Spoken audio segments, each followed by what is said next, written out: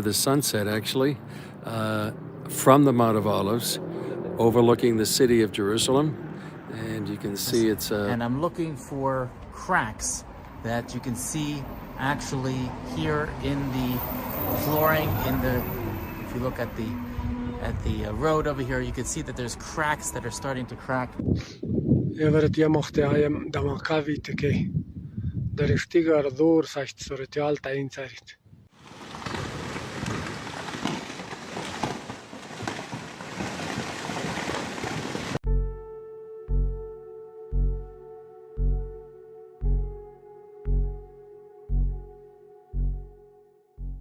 There are places on Earth where time seems to hold its breath, where the past, present, and future collapse into a single moment, where every footstep echoes with the weight of promises made long ago. The Mount of Olives is one of those places.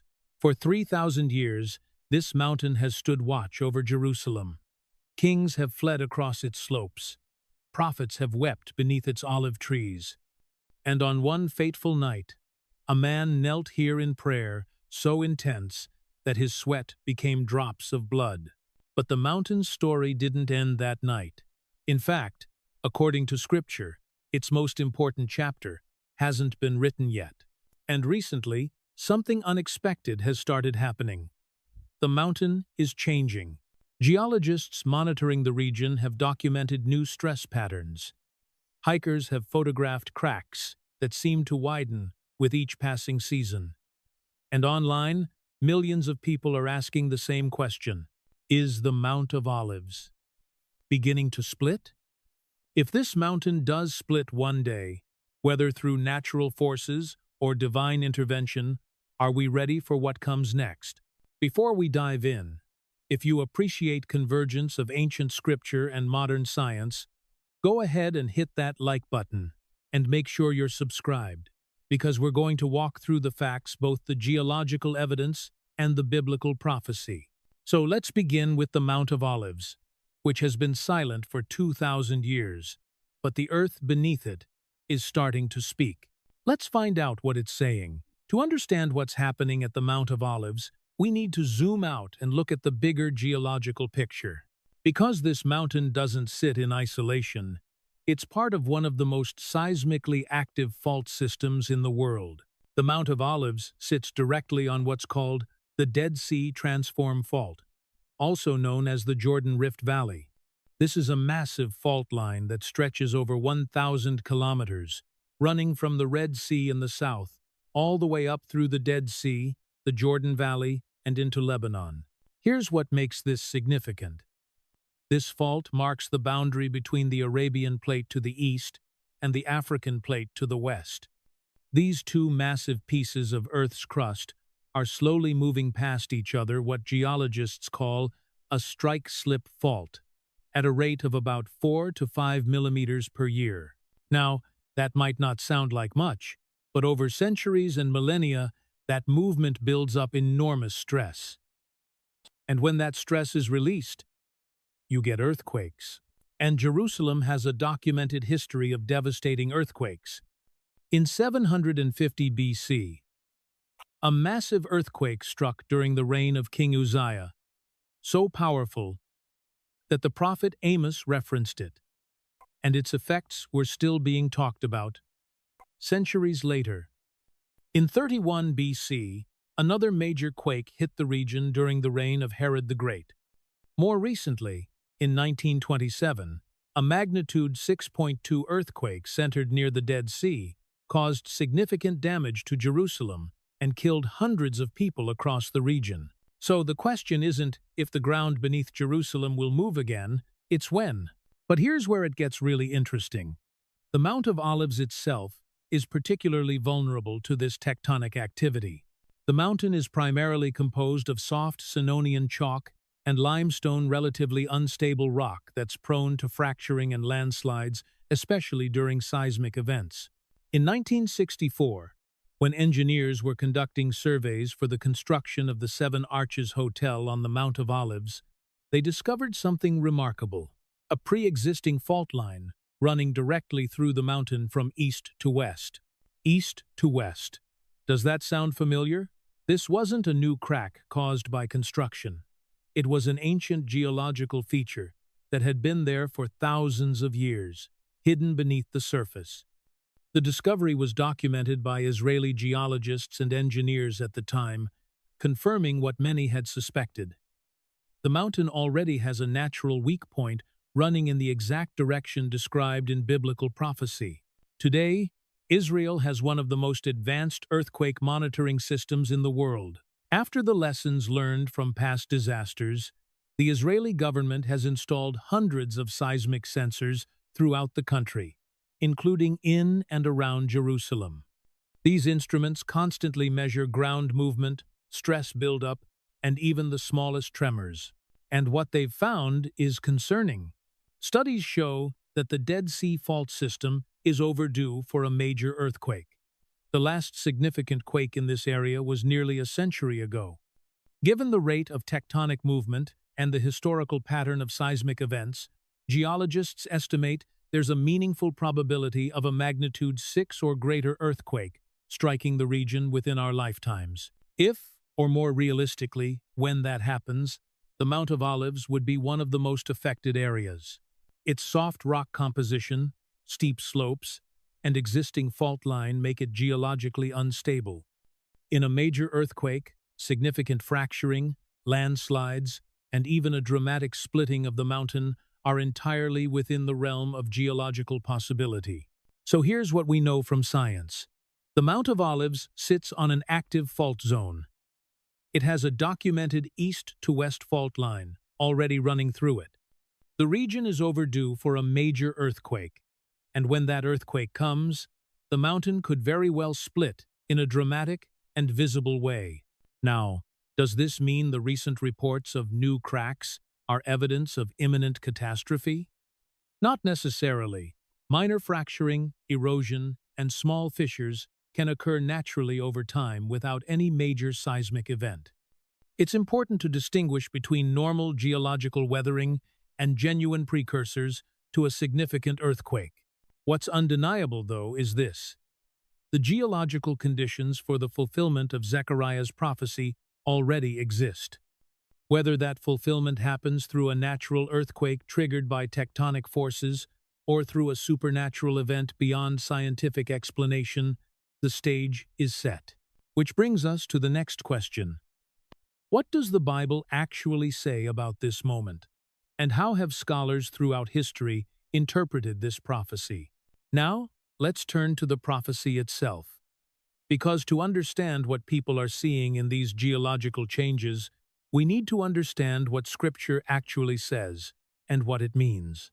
The prophet Zechariah wrote these words around 520 BC.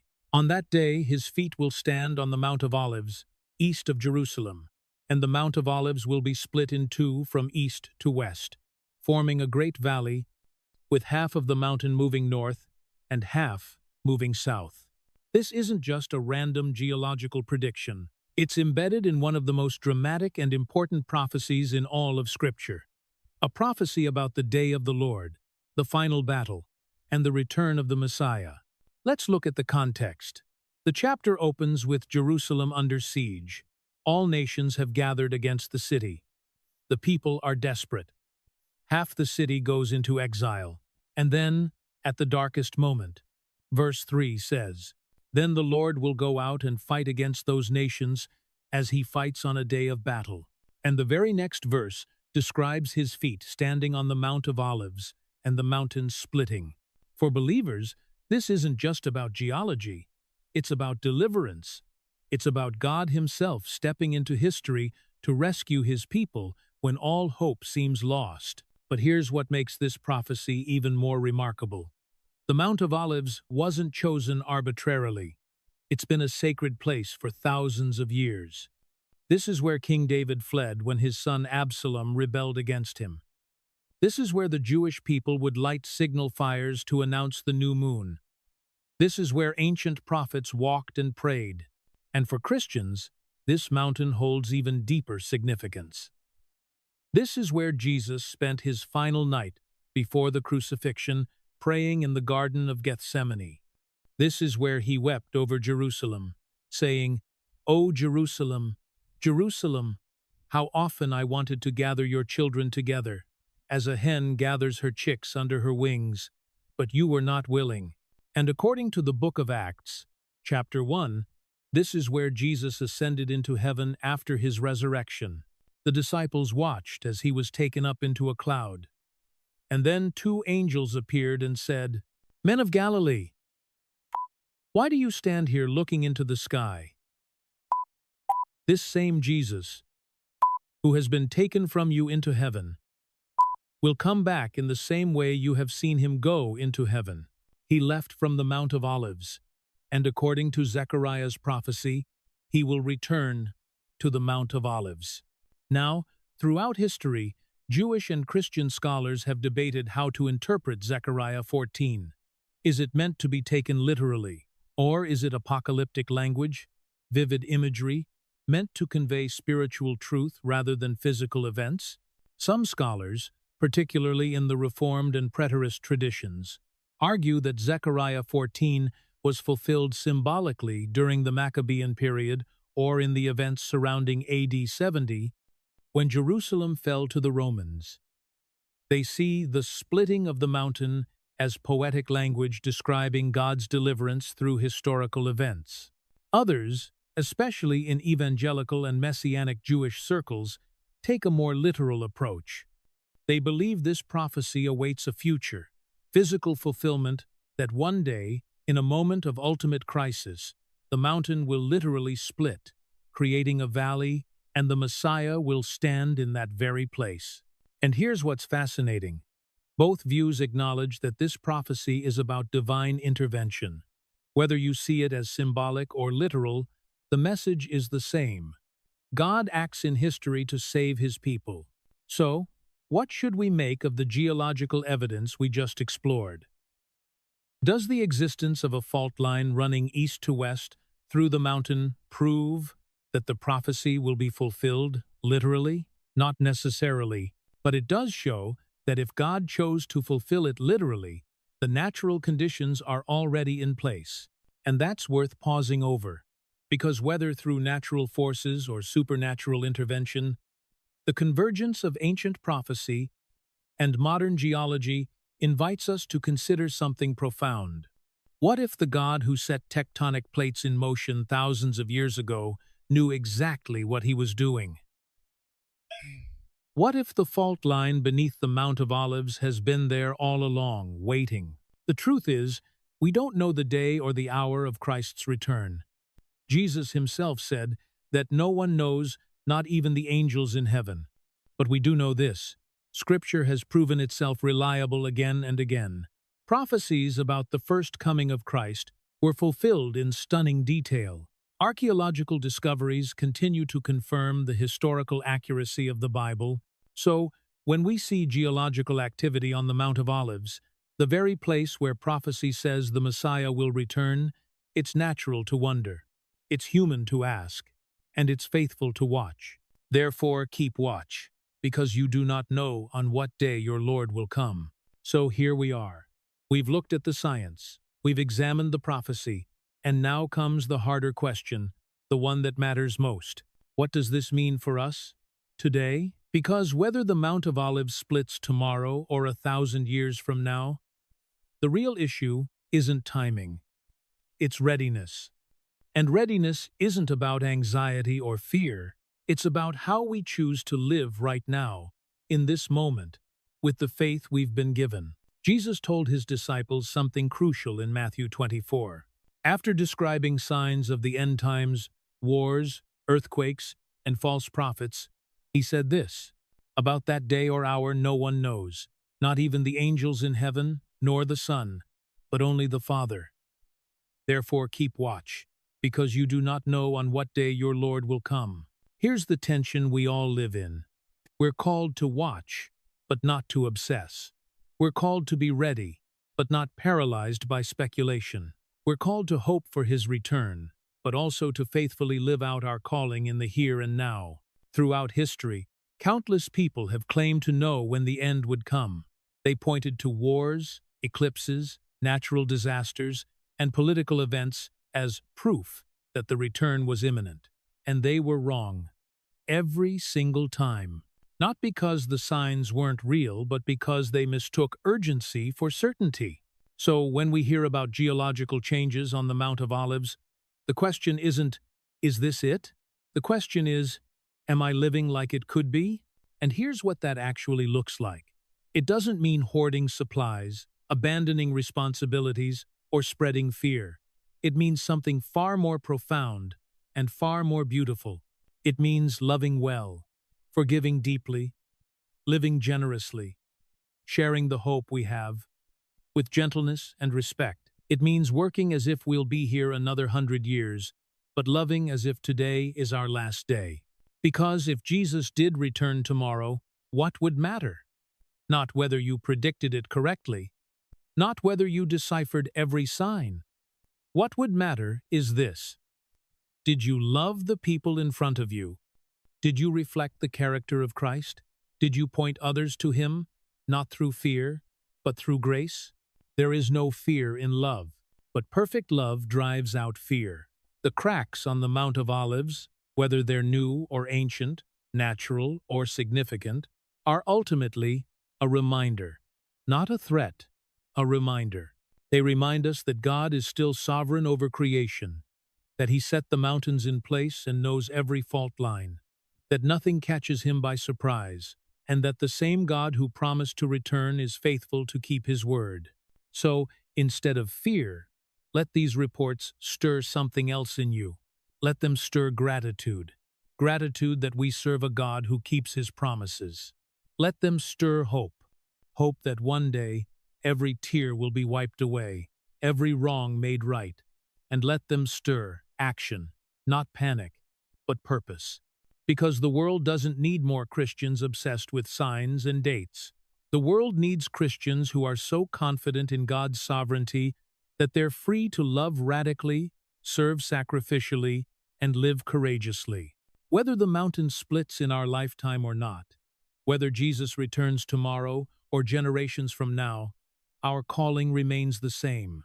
Watch, hope, love, serve, and trust that the God who holds the mountains in His hands also holds your life and knows exactly what He's doing. So, as you think about the Mount of Olives, ask yourself, if He came back today, would I be ready?